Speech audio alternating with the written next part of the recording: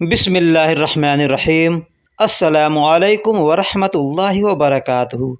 दोस्तों, कैसे हैं, क्या हाल है? उम्मीद करता हूं कि आप सब खैर वाफियत से होंगे। मैं मोहम्मद आलमगीर अंसारी। इस वीडियो में हम आप सबका इस्तकबाल करते हैं। वीडियो को शुरू करने से पहले आप हजरात से एक छोटी सी रिक्वेस्ट है। आप हमारे चैनल पर अगर नए हैं या पुराने हैं, चैनल को सब्सक्राइब नहीं किया है, तो मेरे भाई, मेरे दोस्त, सबसे पहले चैनल को सब्सक्राइब कर लीजिए, वीडियो को लाइक कर दीजिए और दोस्तों में भी शेयर किया कीजिए। चलिए अब हम वीडियो को शुरू करते हैं। मैं इस इलाके में नया आया हूँ। मैं इस इलाके में नया आया हूँ, या मैं इस क्षेत्र में नया आया हूँ, या मैं इस एरिया में नया आया हूँ। ये अल्फाज हम लोग हिंदी या उर्दू में बोलते हैं। इसको अगर अरबी में बोलना होगा तो कैसे बोलेंगे ईजी अना जदीद, ईजी अना जदीद हाजल मंतका, हाजल मंतका। ईजी का मतलब होता है आया हूँ, ठीक है। अना का मतलब मैं, जदीद का मतलब नया, और हाजल मंतका, हाजा का मतलब इस, और मंतका का मतलब एरिया होता है, इलाका होता है, क्षेत्र होता है। इसको, क्षेत्र को, एरिया, इलाका को अरबी में मंतका कहते हैं। तो मैं इस इलाके में नया आया हूँ, या मैं इस क्षेत्र में नया आया हूँ, या मैं इस एरिया में नया आया हूँ, अगर कहना होगा तो कहेंगे ईजी अना जदीद हाजल मंतका। इस तरह से कह सकते हैं। या वही अगर कहना हो कि मैं इस शहर में नया आया हूँ, मैं इस शहर में नया आया हूँ, तो क्या कहेंगे ईजी अना जदीद हाजल मदीना, हाजल मदीना। ईजी अना जदीद हाजल मदीना। बस यहाँ मदीना हमको जोड़ना है मंतका को हटा करके, यानी मदीना का मतलब शहर होता है। अरबी में शहर को मदीना कहते हैं। ईजी अना जदीद हाजल मदीना, इस तरह से हम कह सकते हैं और बोल सकते हैं। या हमें यूं कहना हो कि मैं इस कंपनी में नया आया हूं, तो कैसे कहेंगे ईजी अना जदीद हाजल शरीका।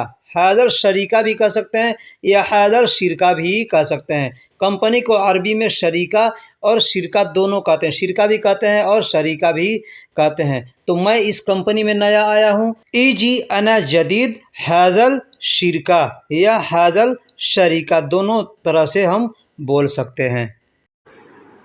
अगला जुमला लेते हैं। तुम्हारा यहाँ कौन है, मैं नहीं जानता। अगर ये हमको कहना हो कि तुम्हारा यहाँ कौन है, मैं नहीं जानता, या कोई हमसे कहता है, तो हम कैसे बोलेंगे या समझेंगे? फ़ी इंता, फ़ी इंता मिन हिना अना मैं अदरी। फ़ी इंता मिन हिना मैं अदरी, इस तरह से कह सकते हैं। फ़ी का मतलब है होता है, इंता का मतलब तुम्हारा, मिन का मतलब कौन, हिना का मतलब यहाँ होता है। तो तुम्हारा यहाँ कौन है, अना मा अदरी, मैं नहीं जानता। अना का मतलब मैं होता है, माँ का मतलब नहीं, अदरी का मतलब जानना होता है। तो अना मा अदरी, मैं नहीं जानता। तुम्हारा यहाँ कौन है, मैं नहीं जानता कहना होगा तो कहेंगे फ़ी इंता मिन हिना अना मा अदरी। इस तरह से कह सकते हैं। अगला जुमला लेते हैं। उसे मेरे रूम की चाबी दे दो। अगर हमको किसी से कहना हो, या कोई हमसे कहता है कि उसे मेरे रूम की चाबी दे दो, या उसे मेरे कमरे की चाबी दे दो, तो अरबी में कैसे कहेगा अताहू, मतलब उसे दे दो। अताहू मतलब उसे दे दो। गुरफतुल मिफ्ताह, यानी कमरे की चाबी या रूम की चाबी। हग्गी, हग्गी मतलब मेरा होता है। हग्गी मतलब मेरा होता है। जो कुछ अपना होता है ना, उसको अरबी में हग्गी कहते हैं। हग्गी, अना भी कहते हैं और हग्गी भी कहते हैं। हग्गी में और अना में थोड़ा अंतर है। हग्गी का मतलब होता है, देखिए हक, उसको अगर लिखेंगे ना अरबी में तो हक, हा और बड़ा काफ में आता है हक। तो हक जो होता है वो सच होता है, असल होता है, ठीक है। तो हग्गी यानी वो मेरा असली है, मेरा अपना है, ठीक है। तो उसको हग्गी कहते हैं।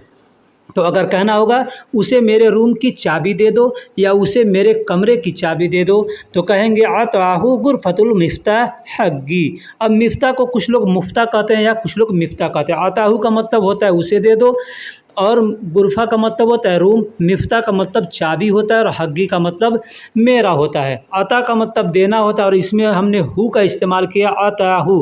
तो अता का मतलब देना होता है, हु का मतलब वह, हु का मतलब वह या उस, जैसे हुआ कहते हैं ना, तो हुआ को यहाँ शॉर्टकट में हु लिखा गया है, ठीक है। तो अताहु गुरफतुल मिफ्ताह हग्गी, यानी उसे मेरे रूम की चाबी दे दो, इस तरह बोल सकते हैं।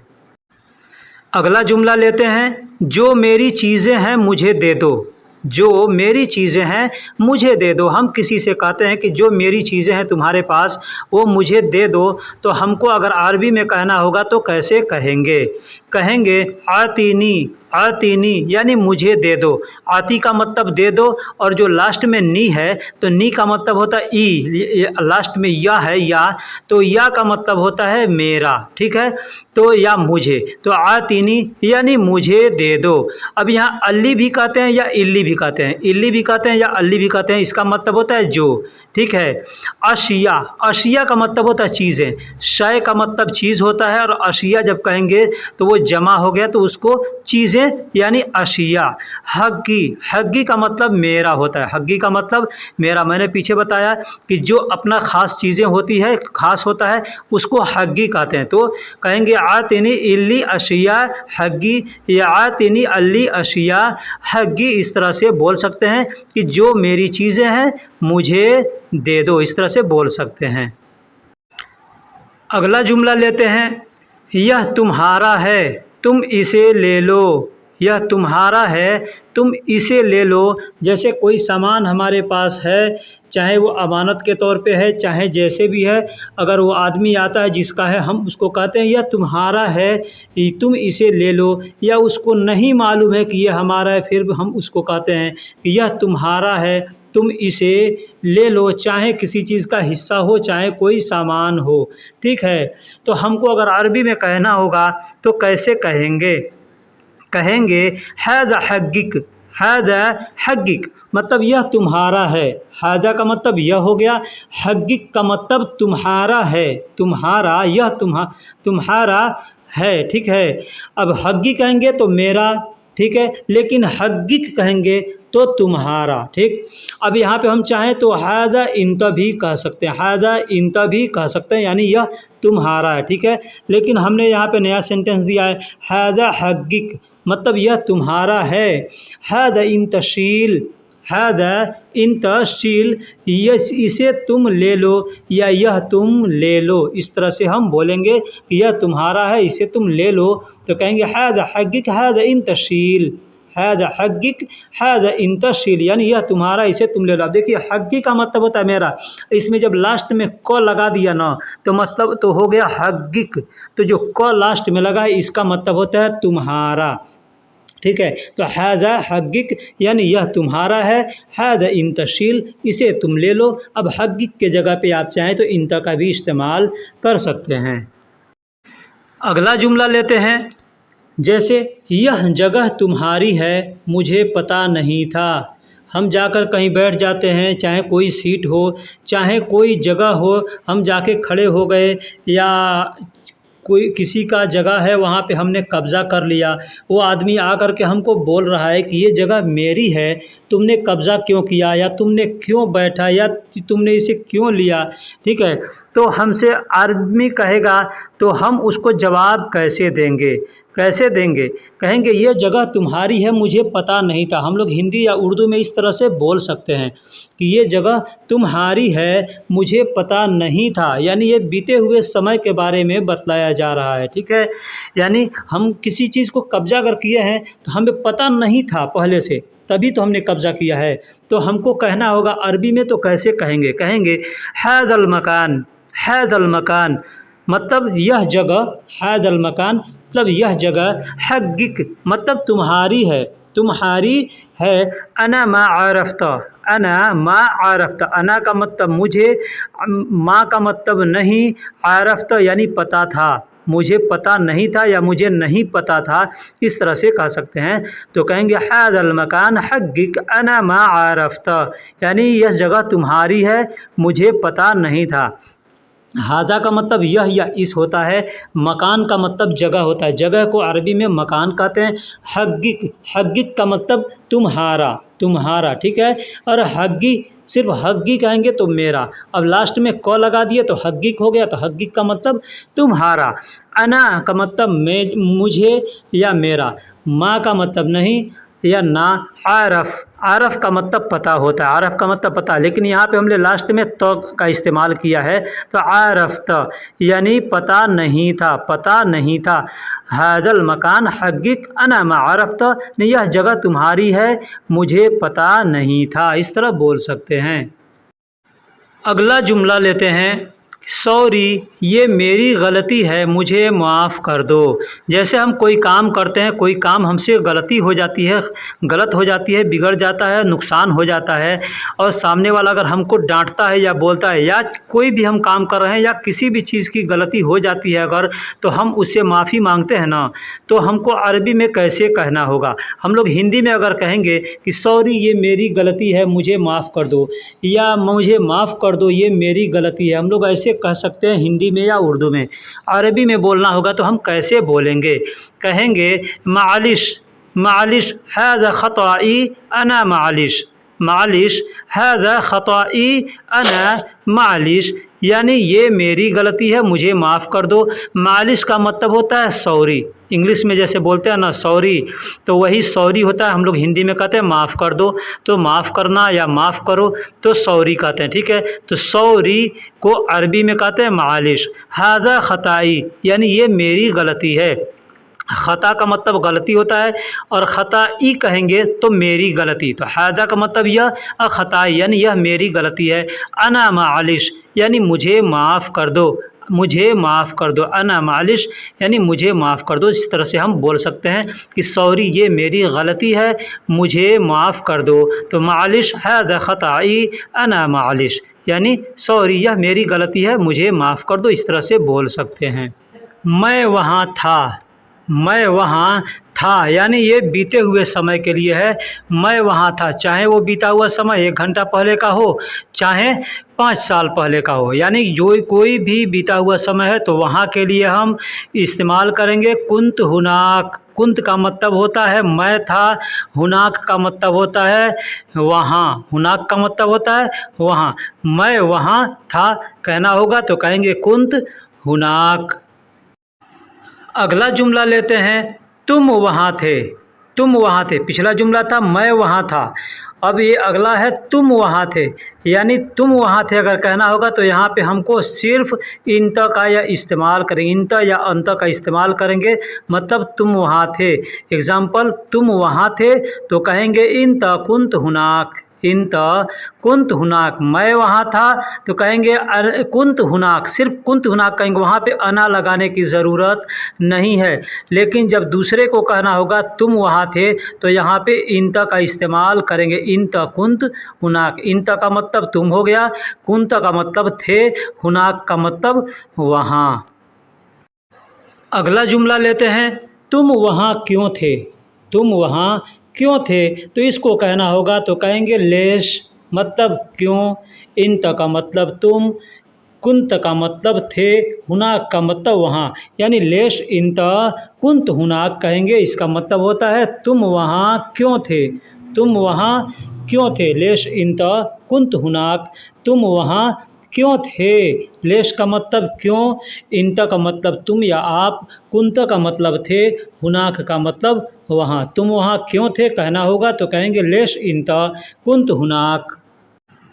अगला सेंटेंस लेते हैं, मैं सिर्फ रास्ते से जा रहा था, मैं सिर्फ रास्ते से जा रहा था, या मैं बस रास्ते से जा रहा था। इस तरह से हमको अगर कहना होगा तो अरबी में कहेंगे अना रोहत, अना रोहत यानी मैं जा रहा था। फ़क्त मिन तरीक़, फ़क़्त मिन तरीक़ यानी बस रास्ते से या सिर्फ़ रास्ते से। फ़क़्त का मतलब होता है बस या सिर्फ़, मिन का मतलब होता है से, तरीक़ का मतलब होता है रास्ता। अब इसको तरीक़ को लोग तरीक़ भी कहते हैं, तरीज भी कहते हैं या तरीक़ भी कहते हैं। तो कहेंगे मैं सिर्फ़ रास्ते से जा रहा था या मैं बस रास्ते से जा रहा था। तो कहना होगा तो कहेंगे अना रोहत यानी मैं जा रहा था, फ़क़्त मिन तरीक़। अब इसमें जा रहा था के लिए हमने यहाँ अना रोहत का इस्तेमाल किया। अना का मतलब मैं, रोह का मतलब जाता हूँ या जाऊँगा, जा रहा हूँ, ठीक है। लेकिन इसमें जब हम त का इस्तेमाल कर दिए तो ये हो गया था, जा रहा था। अना रोहत यानी मैं जा रहा था, फ़क़्त मिन तरीक़ फिर सिर्फ़ रास्ते से या बस रास्ते से, इस तरह से कह सकते हैं। अगला जुमला लेते हैं, मैं नहीं जाना चाहता था। मैं नहीं जाना चाहता था तो कहेंगे अना रोह मा इबगत। अना रोह मा इबगत। अना का मतलब होता है मैं, रोह का मतलब जाना होता है, माँ का मतलब नहीं, इबगा का मतलब चाहना होता है, लेकिन यहाँ हमने दिया है इबगत। इबगा के लास्ट में त का इस्तेमाल किया तो इस त का मतलब होता है था। तो इबगत यानी चाहता था, ठीक है।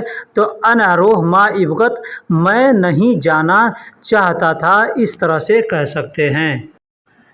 अगला सेंटेंस लेते हैं, जुमला लेते हैं, आज मैं बहुत खुश हूँ। आज मैं बहुत खुश हूँ कहना होगा तो कहेंगे अल-यौम अना वाजिद मबसूत। अल-यौम अना वाजिद मबसूत। अल-यौम का मतलब आज होता है, अना का मतलब मैं होता है, वाजिद का मतलब बहुत होता है या बहुत ज़्यादा होता है, ठीक है।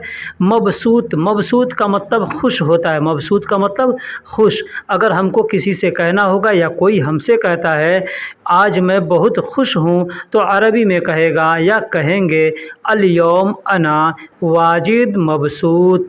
अल-यौम अना वाजिद मबसूत। अगला जुमला लेते हैं, क्या तुम पानी पियोगे।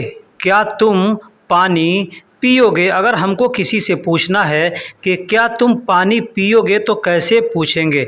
अब यहाँ पानी पीना है तो पानी के लिए पूछ सकते हैं, शरबत पीना है शरबत के लिए पूछ सकते हैं, यानी जो पीना हो। हमने एग्जाम्पल लिया है पानी के लिए। क्या तुम पानी पियोगे तो कहेंगे हल इंत मा शरब। हल इंत, हल का मतलब क्या होता है। हल का मतलब इसलिए हमने यहाँ पे दिया है हल को, क्योंकि हल जहाँ इस्तेमाल किया तो वहाँ सस्पेंस वाली बात होती है। हम सामने वाले से पूछ रहे हैं क्या पता वो पानी पिएगा कि नहीं पिएगा, यहाँ पे थोड़ी सस्पेंस है, इसके लिए यहाँ पे हल का इस्तेमाल किया गया है। तो क्या तुम पानी पियोगे अगर कहना होगा तो कहेंगे हल इंत मा शरब। हल का मतलब क्या होता है, इंत का मतलब तुम या आप होता है, माँ का मतलब पानी होता है। देखिए माँ कहेंगे तो साथ हो गया, लेकिन माँ कहेंगे तो पानी हो गया। यहाँ माँ को, पानी को मोया भी कहते हैं, मोया भी कह सकते हैं या माँ भी कह सकते हैं। शरब का मतलब पीना होता है, शरब का मतलब पीना, कोई भी चीज़ पीना है तो शरब कहेंगे।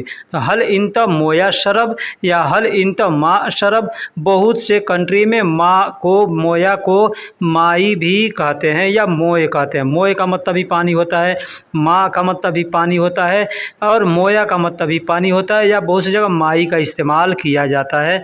तो हल इंत माई शरब या हल इंत मोया शरब, दोनों में से कोई भी हम कह सकते हैं कि क्या तुम पानी पियोगे। अगला जुमला लेते हैं, नहीं मुझे शरबत चाहिए। नहीं मुझे शरबत चाहिए। देखिए ऐसा जुमला बोलने के लिए थोड़ा सा बोलना, बीच में रुकना पड़ता है, इसलिए कि अगर हम डायरेक्ट बोलेंगे नहीं मुझे शरबत चाहिए तो ये हो गया नहीं चाहिए। लेकिन यहाँ पे क्या है, नहीं यानी कोई और चीज़ आदमी दे रहा है तो आदमी कहता है नहीं, मतलब ये नहीं चाहिए, मुझे शरबत चाहिए। तो यहाँ कैसे बोलेंगे, नहीं रुक करके फिर बोलेंगे मुझे शरबत चाहिए। तो इसको अरबी में कहेंगे ला कह के थोड़ा सा रुकेंगे, उसके बाद कहेंगे अना इबगा आसिर। अना इबगा आसिर। ला का मतलब नहीं होता है, ला कह के रुक जाएंगे, फिर कहेंगे अना इबगा आसिर। अना का मतलब मुझे, इबगा का मतलब चाहिए और आसिर का मतलब शरबत होता है। शरबत किसी भी तरह का शरबत हो, जूस हो, उसको अरबी में आसिर कहते हैं। तो कहना होगा नहीं मुझे शरबत चाहिए तो कहेंगे ला अना इब्गा आसिर। अगला जुमला लेते हैं। किसी से हमको कहना हो कि अच्छा मैं चलता हूँ, तुम बाद में आना। तुम बाद में आना तो कैसे कहेंगे? हम हिंदी और उर्दू में इस तरह के अल्फाज, इस तरह के जुमले इस्तेमाल करते हैं कि अच्छा मैं चलता हूँ, तुम बाद में आना कहना होगा तो कहेंगे ज़ैन। ज़ैन का मतलब अच्छा होता है, ठीक। ज़ैन अना यल्ला, अना यल्ला यानी मैं चलता हूँ। इन तबादैन तुम बाद में, ईजी मतलब आना, तुम बाद में आना। अगर इस तरह से कहना हो तो हम कहेंगे ज़ैन। ज़ैन की जगह पे हम चाहें तो कोइश का इस्तेमाल भी कर सकते हैं, ज़ैन का इस्तेमाल भी कर सकते हैं, तमाम का इस्तेमाल भी कर सकते हैं। बहुत से ऐसे अल्फाज हैं जो कि अच्छा के लिए इस्तेमाल किया जाता है, लेकिन हमने यहाँ ज़ैन का इस्तेमाल किया। ज़ैन अना यल्ला इन तबादैन ईजी, अच्छा मैं चलता हूँ, तुम बाद में आना। अगला जुमला लेते हैं। रात को सोने से पहले दवा खा लेना। हम बीमार हैं, हॉस्पिटल जाते हैं, डॉक्टर दवा देता है और कहता है कि रात को सोने से पहले दवा खा लेना, तो कैसे कहेगा? कहेगा बिल्लैल गबल मिन नौम अक्किल अल दवा। बिल्लैल यानी रात को, रात में, गबल मिन नौम यानी सोने से पहले। गबल का मतलब होता है पहले, मिन नौम यानी मिन का मतलब से होता है, नौम का मतलब सोना होता है, ठीक है, नींद। अक्किल अल दवा, अक्किल मतलब खा लेना, अल दवा यानी दवा, ठीक है। दवा को अरबी में दवा ही कहते हैं, तो कहेंगे बिल्लैल गबल मिन नौम अक्किल अल दवा यानी रात को सोने से पहले दवा खा लेना। हम लोग अपने ज़ुबान में यानी कहते हैं ना, यानी मतलब यानी का होता है मतलब, यानी का मतलब होता है, यानी हम कहते हैं ये चीज़ का मतलब, तो अरबी में कहेंगे यानी का मतलब होता है मतलब, ठीक है। तो बिल्लैल गबल मिन नौम अक्किल अल दवा कहना होगा, या कोई कहता है तो उसका मतलब होता है कि रात को सोने से पहले दवा खा लेना। एक अगला जुमला लेते हैं। मुझे पानी पीने के लिए एक गिलास दे दो। अगर हम कहीं जाते हैं, किसी से कहते हैं कि मुझे पानी पीने के लिए एक गिलास दे दो, तो इसको अरबी में कैसे बोलेंगे? बोलेंगे आतिनी वाहिद कांसा लिल मोया इशरब। आतिनी, आतिनी का मतलब होता है मुझे दे दो। आती का मतलब दो और आतिनी का मतलब मुझे दे दो। वाहिद का मतलब एक होता है, कांसा का मतलब गिलास होता है, गिलास को अरबी में कांसा कहते हैं। लिल मोया यानी पानी पीने के लिए, लिल मोया यानी पानी के लिए, इशरब यानी पीना, मुझे पीना है। इशरब का मतलब मुझे पीना है। तो इसको अगर हम कहेंगे अरबी में तो कहेंगे सीधा साधा आतिनी वाहिद कांसा लिल मोया इशरब। इसका तर्जुमा होता है मुझे पानी पीने के लिए एक गिलास दे दो, पानी पीने के लिए एक गिलास दे दो। दोस्तों, वीडियो में कुछ गलती हुई हो तो आप हमें कमेंट बॉक्स में ज़रूर बताइएगा, और वीडियो को लाइक कीजिए, चैनल को सब्सक्राइब कीजिए, दोस्तों में भी शेयर कीजिए। फिर मिलेंगे किसी अगले वीडियो में, तब तक के लिए अल्लाह हाफिज़।